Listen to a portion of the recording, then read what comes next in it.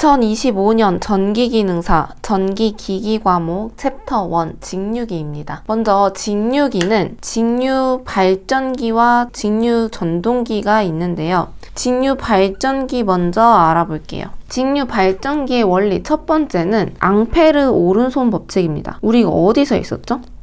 전기 이론 과목의 챕터 2 자기장에서 했었죠.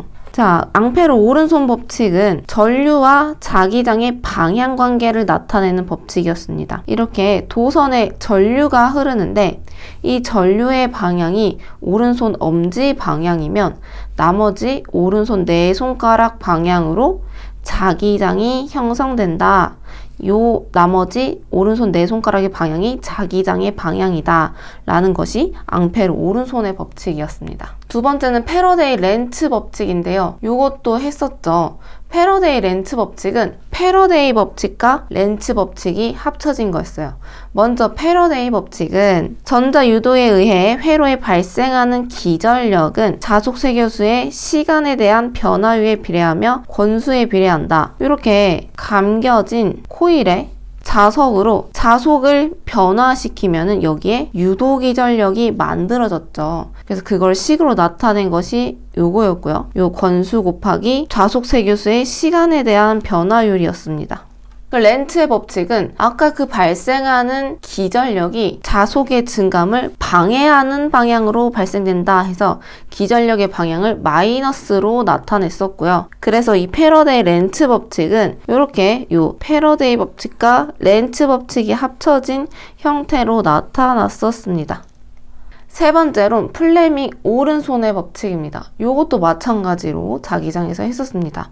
자기장 내에 놓여있는 도체가 움직일 때 유도기전력이 발생하는데 이때 이 유도기전력의 방향과 크기를 말합니다. 그리고 발전기의 원리가 된다고 했었고요. 이렇게 이 자기장 안에 이 도체를 움직이면 도체의 운동 방향은 엄지, 자기장의 방향은 검지, 유도기전력의 방향은 중지를 나타냈었고요. 이 유도기전력의 식은 E는 자속밀도 곱하기 도체의 길이 그리고 도체의 회전 속도 그리고 사인 세타, 요 세타는 자기장과 도체가 이루는 각이었어요.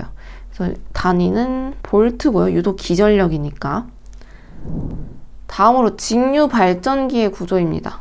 직류 발전기는 이렇게 생겼는데 아까 우리 플레밍 오른손 법칙에서 자기장 안에 도체가 운동하면 기전력이 발생한다고 했었죠. 그래서 이렇게 자기장 안에 도체를 회전시킵니다.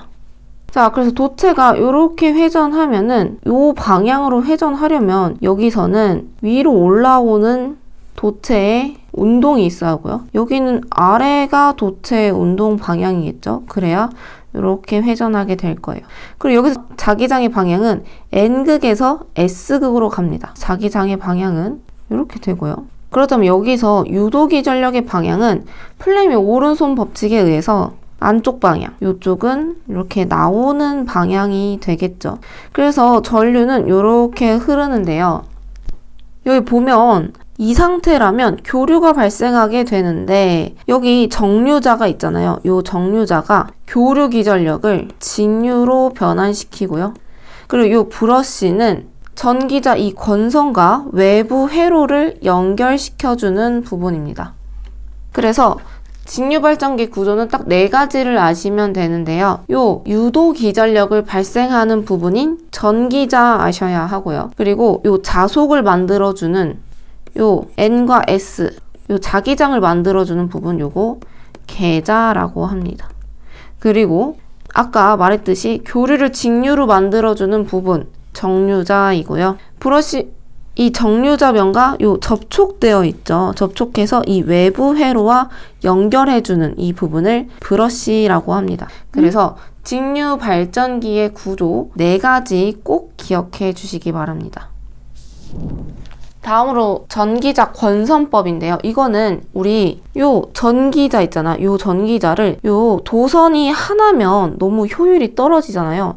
도선을 여러 개를 한 번에 회전시키면 더 많은 유도기전력을 발생시킬 수 있겠죠. 그래서 요 보통 원통 철심에 도선을 감습니다. 근데 이 도선을 어떻게 감느냐, 이 감는 방법에 대한 이야기입니다. 그래서 크게 환상권과 고상권이 있어요. 환상권은 내외 양쪽 면의 도선을 감는 방법이라고 되어 있는데 이 도선이 바깥에서 안으로 이렇게 감습니다. 요게 환상권이고요. 고상권은 철심의 외부에만 도선을 감는 방법입니다. 근데 이게 안으로 감으면 어떤 기전력을 끊을 때 영향이 거의 없겠죠. 그래서 요 고상권을 많이 사용하고요. 계로권과 패로권입니다. 계로권은 여러 개의 코일을 독립적으로 철심에 감아요. 그냥 하나 감고 하나 감고 하나 감고 해서 외부 회로로 연결시켜요. 근데 패로권은 하나의 코일로 시작과 끝점을 동일하게 이렇게 연결해서 감습니다. 요 계로권 같은 경우에는 독립점을 철심에 감고 하다 보니까 이런 접합점 이런 게 내구성이 조금 떨어질 수도 있겠죠. 그래서 계로권보다는 패로권을 더 많이 사용하고요.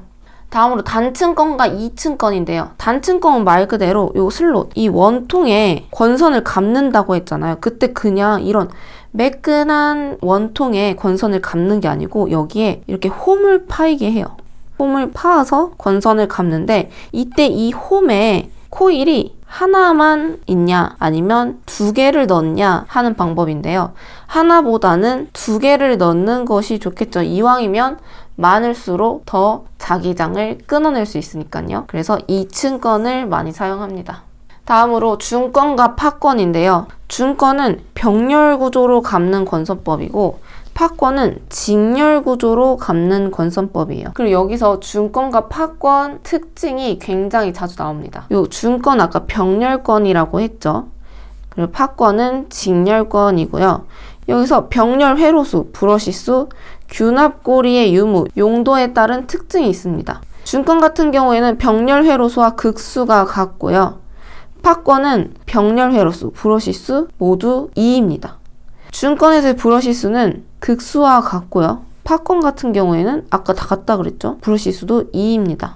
균합고리의 유무, 얘는 병렬이니까 4극 이상 중권일 경우에 있고요. 직렬권은 균합고리 없습니다. 용도는 중권은 대전류 소전압이고 파권은 소전류 대전압에서 많이 사용됩니다. 요거 자주 나오니까 꼭 외워주시고요. 직류 발전기의 유도기전력인데요. 우리 요 식은 많이 했었죠. 어디서? 플레밍 오른손 법칙에서 나왔던 식이죠. 이거는 우리 도체 한 개당 유도기전력을 이야기하고요. 여기 직류발전기에서는 원통 철심에 슬롯을 넣어서 우리 권선을 감아서 유도기전력을 만들어냈으니 그러면 전체적인 유도기전력은 얼만큼 되는지도 알아야 하잖아요. 그래서 이렇게 식을 나타냈는데요.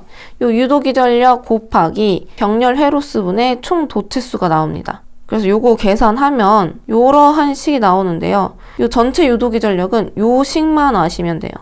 요 식은 어떻게 외우냐? 60 Li P자 한판 N 이렇게 외우시면 됩니다.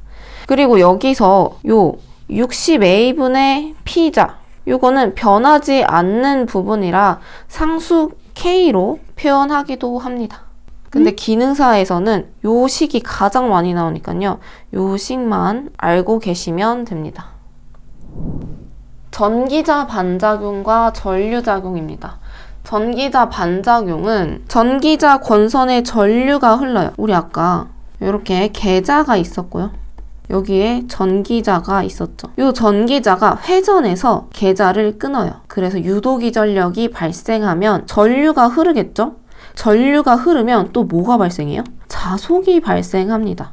그래서 이 전기자에서 발생한 이 자속이 계자, 이 계자를 주자속이라고도 하는데요. 이 주자속에 영향을 줘서 주자속의 자속 분포와 크기를 변화시키는 현상을 이야기합니다. 그래서 이 전기자 반작용의 영향은 전기적 중성축을 이동시켜요. 자, 이 그림에서 요 지금 보극을 빼고 요 그림만 한번 볼게요. 요 그림만 보면 여기서 이 가운데를요, 전기적 중성축이라고 합니다. 왜냐면 플레밍 오른손 법칙에 의해서 요 왼쪽은요, 유도기전력이 들어가는 방향이고 오른쪽은 나오는 방향입니다. 자, 그럼 여기서 지금 들어가는 방향이잖아요. 들어가는 방향으로 앙페르 오른손 법칙에 의해서 이러한 자기장이 형성되고요. 여기는 나오는 방향이잖아요. 그래서 앙페르 오른손 법칙에 의해서 이쪽 방향에 또 자속이 생깁니다. 자, 그럼 여기가 지금 전기자 자속이고 주자속을 보면 주자속은 왼쪽에서 오른쪽으로 들어가요.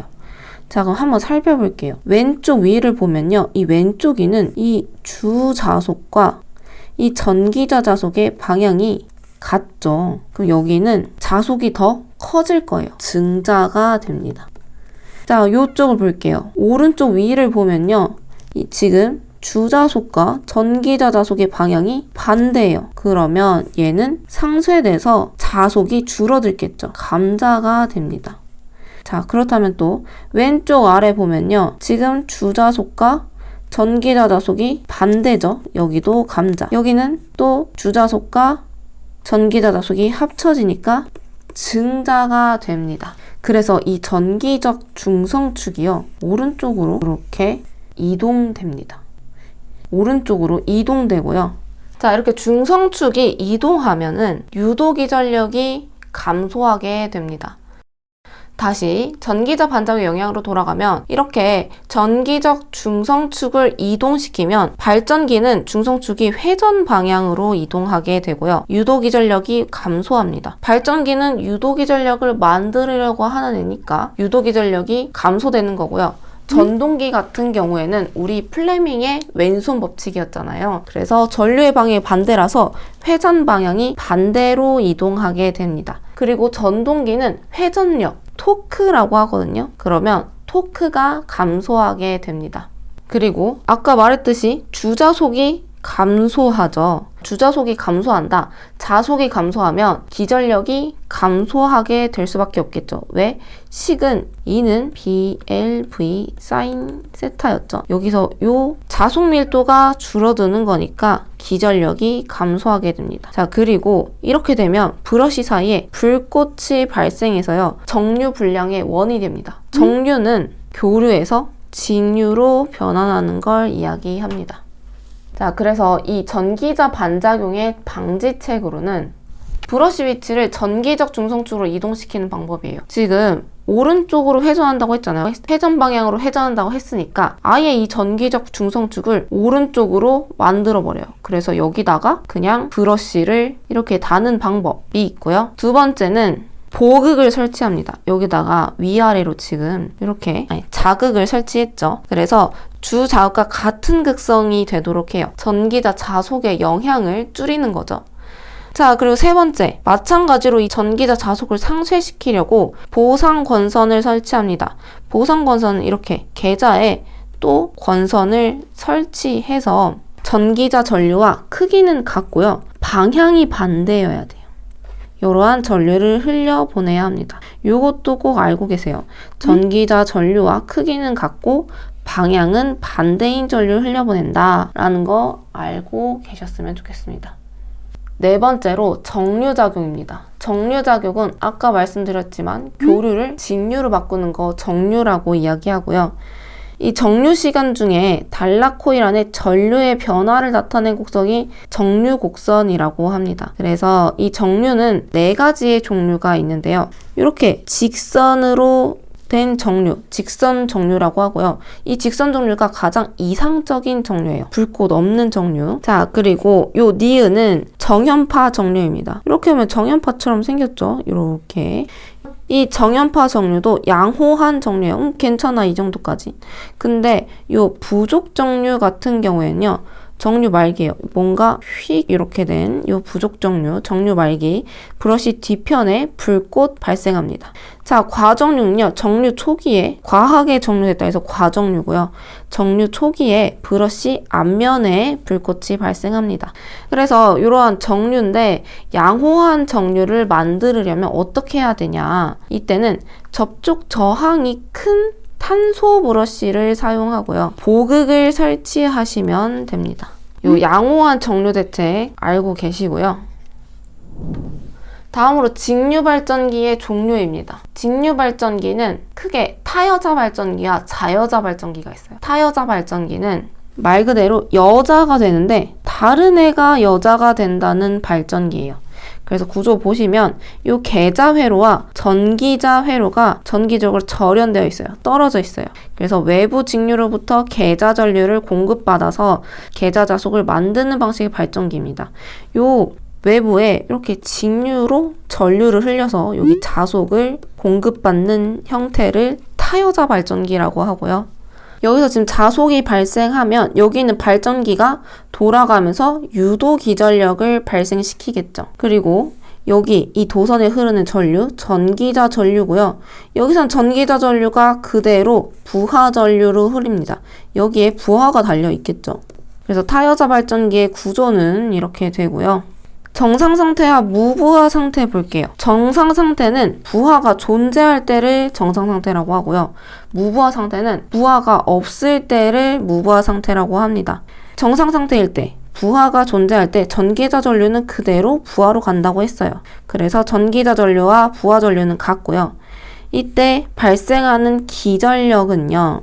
여기서 지금 기전력이 발생해서 전기자 전류가 흐르는데 기전력이 발생하는데 이 전기자 전류가 흘러요. 근데 이 전기자 권선에도 저항이 있을 거란 말이에요. 그래서 여기 저항의 전압 강하 IA, RA 이것과 부하로 가는 부하에 걸리는 단자 전압 이렇게 구할 수 있습니다. 그리고 여기서 단자 전압은 반대로 얘만 남겨두고 나머지 왼쪽으로 넘기면 단자 전압은 유도 기전력에서 전기자 저항에 전기자에 걸리는 전압 강하 빼주시면 됩니다.